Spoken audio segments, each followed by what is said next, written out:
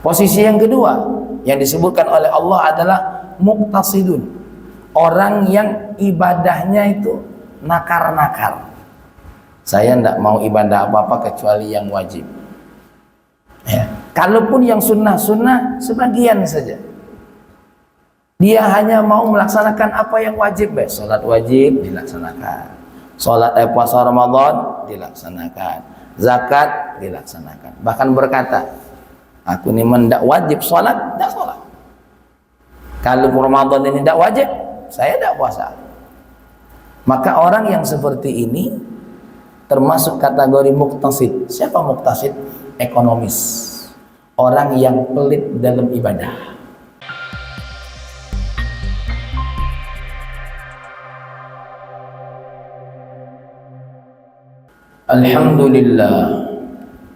Alhamdulillahilladzi jama'ana biqauli la ilaha illallah, asyhadu an la ilaha illallah wa asyhadu anna sayyidana Muhammadan abduhu wa rasuluhu la nabiyya ba'dah. Allahumma salli wa sallim ala nabiyyina Muhammadin amarahu Allah ta'ala li'i'la'i kalimatillahi la ilaha illallah wa ala alihi wa ashabihi al-mujahidina bi amwalihim wa anfusihim li'i'la'i kalimatillahi la ilaha illallah. Amma ba'du, fa ya ibadallah, usikum wa iyaya bitaqwallah, faqad fazal muttaqun. Wa qala Allah ta'ala fil Qur'anil Karim, a'udzu billahi minasy syaithanir rajim, bismillahirrahmanir rahim. ثم أورثنا الكتاب الذين اصطفينا من عبادنا فمنهم ظالم لنفسه ومنهم مقتصد ومنهم سابق بالخيرات بإذن الله ذلك هو الفضل الكبير جنات عدن يدخلونها يحلون فيها من أساور من ذهب ولؤلؤا ولباسهم فيها حرير وقالوا الحمد لله الذي أذهب عنا الحزن إن ربنا لغفور شكور الذي أحلنا دار المقامة من فضله لا يمسنا فيها نصب ولا يمسنا فيها لغوب. صدق الله العظيم. Jamaah salat Jumat yang dimuliakan oleh Allah, melalui mimbar Jumat ini perintah wajib yang harus disampaikan kepada seorang khatib adalah mengingatkan agar kita yang hadir di dalam Jumat ini senantiasa memuhasabah ketakwaan kita. Maka setiap hari Jumat adalah hari yang dinilai oleh Allah keistimewaan semua ibadah dilipat gandakan oleh Allah. Salah satu hal yang diperintahkan kepada kita setiap hari Jumat ini adalah evaluasi daripada ketakwaan kita kepada Allah Subhanahu wa taala. Karena siapapun yang duduk di masjid ini tidak ada nilai lebih di hadapan Allah, walaupun pakaiannya paling mahal, walaupun jam yang dipakainya ratusan juta, walaupun mobil atau kendaraan yang dipakainya ke masjid ini miliaran. Sesungguhnya di sisi Allah tidak ada nilainya. Bahkan manusia termiskin pun yang duduk di masjid ini di hadapan Allah bisa lebih mulia dengan ketakwaannya. Jadi para hadirin jamaah salat Jumat, jangan bawa kesombongan di masjid ini, bawalah ketakwaan kepada Allah. Apa hebatnya jabatanmu tidak bisa ngobatin penyakit yang Allah berikan? Apa hebatnya uangmu kalau tidak bisa menyelesaikan masalah yang Allah berikan? Dan mohon maaf, apa yang kita punya di dunia ini sedikit pun tidak bisa membeli 1 meter bagian daripada surga, kecuali uang yang kita punya dibawa kepada ketakwaan. Kesombongan apa yang kau punya? Tampanmu lebih kalah daripada tampan dengan tetanggamu sendiri. Dan apa yang kau bawa di hadapan Allah dengan kesombongan? Mobilmu mohon maaf walaupun mewah, dibandingkan mobil temanmu, tetanggamu jauh lebih murah. Lalu apa yang kau sombongkan kalau bukan ketakwaan itu yang dibawa kepada Allah? Tunduklah kepada Allah dengan ketakwaan. Inilah muhasabah. Atasan yang kita ikuti sebentar lagi pun akan habis jabatannya. Bos yang kita ikuti, coba kita lihat satu persatu hartanya, usahanya sudah mulai berkurang. Terlebih ya, kalaupun diteruskan oleh anaknya, mungkin anaknya punya seseorang yang bisa dipercayai lagi yang terbaru, sedangkan kita siap-siap akan disingkirkan. Nah, oleh karena itu pesan mimbar takwa ini bagian daripada penting buat kita semua. Selain itu, melalui mimbar Jum'ah ini saya ingin mengabarkan berita gembira, dan berita gembira ini datang langsung dari Allah. Bagaimana dalam surah Fatir ayat 32 dan 35 yang saya bacakan tadi, di mana seluruh umat Nabi Muhammad ini akan dimasukkan oleh Allah ke dalam surga, sekalipun pendosa, sekalipun ahlul maksiat, asal dia sudah mendaftarkan diri jadi umat Nabi Muhammad. Minimal pendaftaran itu dia berpegang teguh dengan kalimat asyhadu an la ilaha illallah wa asyhadu anna Muhammadar Rasulullah, sekalipun dia ahlu maksiat hebat. Nah, oleh karena itu surah Fatir ayat 32 sampai 35 yang saya bacakan tadi, Allah menerangkan 3 golongan umat Nabi Muhammad ketika nanti di hadapan Allah. Di mana yang saya bacakan tadi hasil rangkumannya, Allah menyebutkan golongan pertama adalah golongan yang masuk surganya karena ampunan Allah. Mereka adalah zalimun li nafsihi. Dia muslim, bersyahadat, mengakui kebenaran Allah, tapi sayangnya perilaku di dunianya, pertama, apa yang dia lakukan di dunia dari dosanya? Ninggalin kewajiban-kewajibannya kepada Allah, ninggalin sholat, ninggalin puasa Ramadan, ya. Padahal wajib haji tapi tidak mau haji, punya kewajiban zakat tak mau bayar. Seorang suami menelantarkan istrinya. Ini lebih parah lagi kalau urusan manusia. Kalau ada seorang suami ya menzalimi istrinya, tergantung istri yang dizalimi mau memaafkan atau tidak. Begitu juga seorang istri ya, ketika dia tidak taat dengan suaminya, tergantung suaminya meridhoi atau tidak. Justru ayat ini menerangkan seorang hamba lebih ringan masalahnya ketika dengan Allah.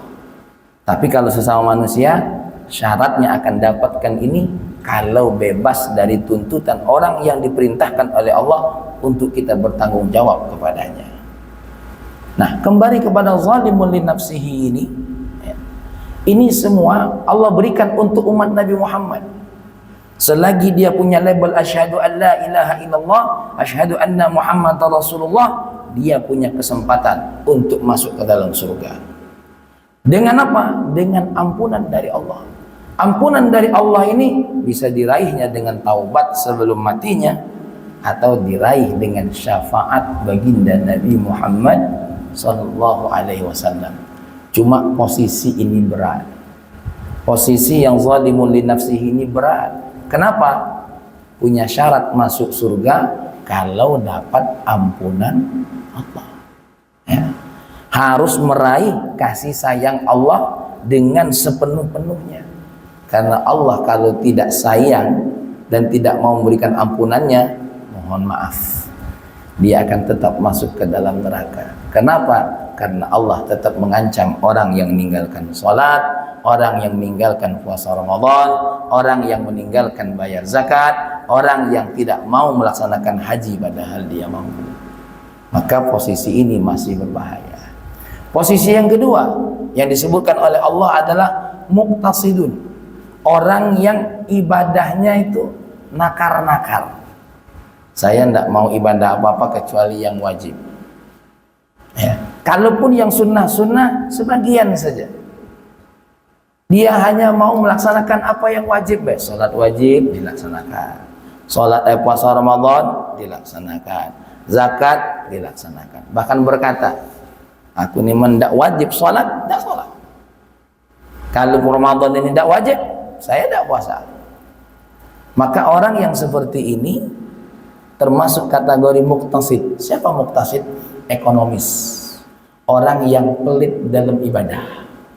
Ibadahnya hanya untuk yang wajib-wajib. Bahkan berkata dalam dirinya, seolah-olah berkata, jadilah yang wajib-wajib.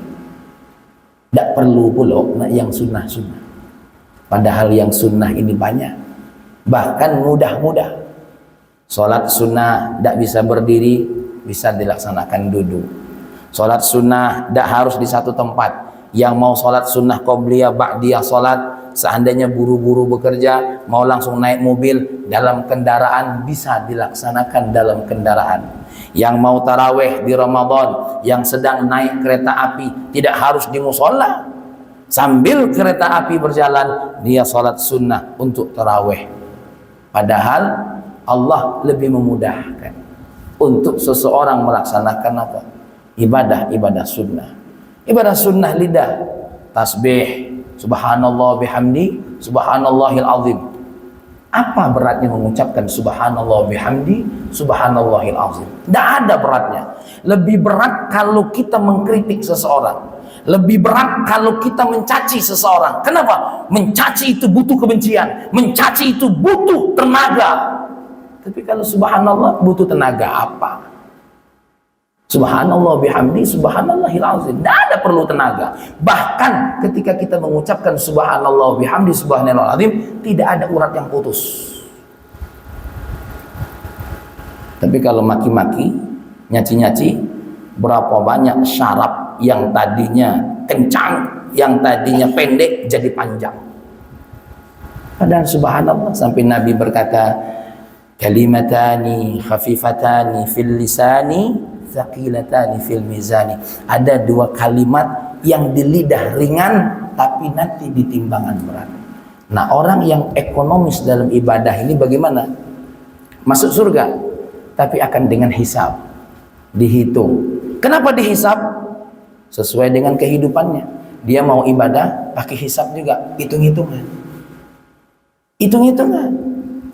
Sampai berkata orang seperti ini ketika sedekah, kalau bahasa kita berkata, ai berdeman, kita terus yang sedekah, wong pulau. Ai berdeman, kita terus yang baik, wong pulau. Maka bahasa ini kategori muktasid, ekonomis dalam ibadah, ekonomis dalam berbuat baik. Kalau mau berbuat baik, loadingnya lama. Tapi kalau mau berbuat dosa, tanpa pertimbangan, tanpa perhitungan. Setiap teguran lewat. Jangan hati-hati muktasid, tapi tetap masuk surga. Kasih sayang Allah tetap, tapi sayangnya harus dihisab dulu oleh Allah, ditimbang-timbang dulu amalannya. Dan yang ketiga, yang tertinggi, sabiqum bil khairat. Orang yang apa? Senantiasa cepat melaksanakan kebaikan. Jangankan yang wajib, yang sunnah dia tidak mau tinggalkan. Menjelang zuhur, sebelum zuhur sholat sunnah, setelah sholat zuhur, sholat sunnah. Tengok ada orang yang perlu dibantu, walaupun cuma 2.000 dia bantu, tanpa harus berpikir panjang. Karena orang yang tidak pelit dalam sedekah, Allah pun tidak pelit memberikan surga buat dirinya. Tengok keluarga yang perlu dibantu, dia datang dibantu, walaupun dengan semampunya. Tidak dengan harta, dengan tenaganya. Tidak dengan tenaganya, dengan idenya.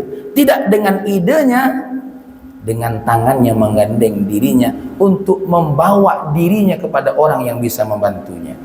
Karena membantu tidak perlu dari kantong kita, tapi ketika kita membawa seseorang kepada yang membantu, itu bagian daripada kebaikan juga. Nah, kira-kira kita yang hadir ini posisi yang di mana?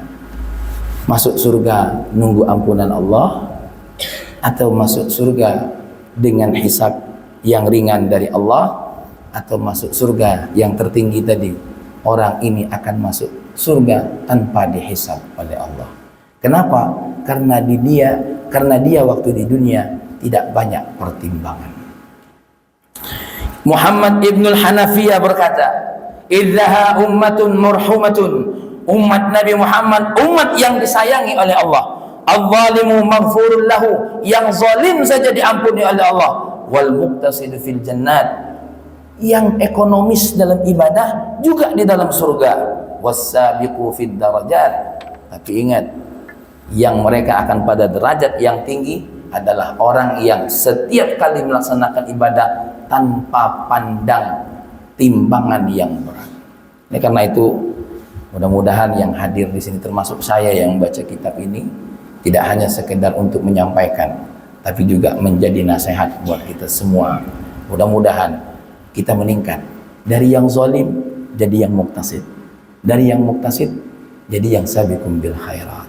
Seperti kita di dunia ini, kalau kita segala sesuatu yang kita lakukan tulus dengan baik sehingga mendapat penghargaan dari orang yang di atas kita, saya yakin apapun yang diinginkannya tanpa timbang-timbang akan diberikan.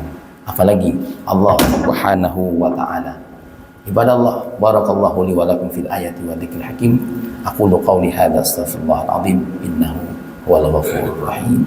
Alhamdulillahi rabbil alamin wa bihi nasta'inu ala umuri dunya wad din.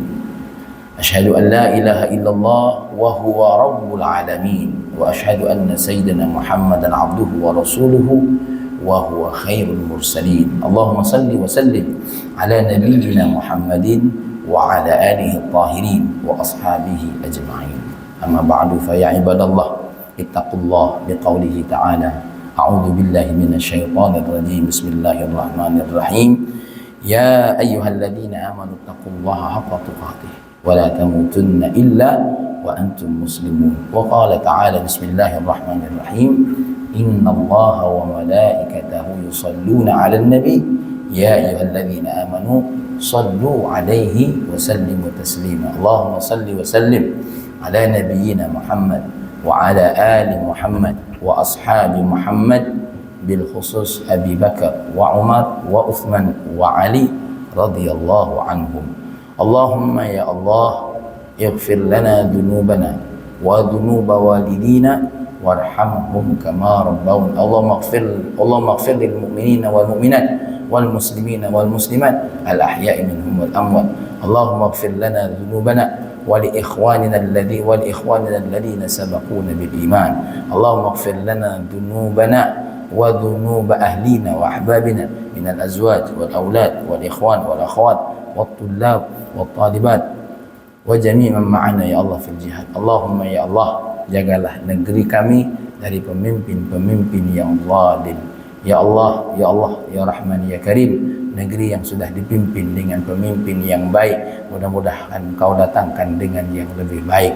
Ya Allah, ya Rahman, ya Karim, jadikanlah negeri kami Indonesia, terkhusus Lubuk Linggau, baldatun thayyibatun wa rabbun ghafur. Ya Allah, berikanlah keluasan hati kami untuk semangat memberikan peningkatan diri menjadi hamba Allah yang lebih baik. Ya Allah, yang dari orang yang menzalimi diri meningkat menjadi orang yang melaksanakan kewajiban, meninggalkan keharaman, dan meningkat lagi menjadi orang yang kategori sabiqum bil khairat, masuk surga tanpa hisab. Ya Rahman, ya Karim, bukalah pintu surgamu bagi kami walaupun kami orang yang bukan layak untuk memasukinya. Ya Allah, Rabbana hab lana min azwajina wa dhurriyyatina qurrata a'yun waj'alna lil muttaqina imama. Rabbana atina fid dunya hasanah fil akhirati hasanah wa qina adzabannar. Walhamdulillahi rabbil alamin. Ibadallah, Allah ya'muru bil 'adli wal ihsan wa ita'i dzil qurba wa yanha 'anil fahsya'i wal munkari wal baghi ya'idukum la'allakum tadhakkarun. Udhkurullah wa la dzikrullahi akbar. Aqimus shalah. Allahu akbar, Allahu akbar. Asyhadu an la ilaha illallah. Asyhadu an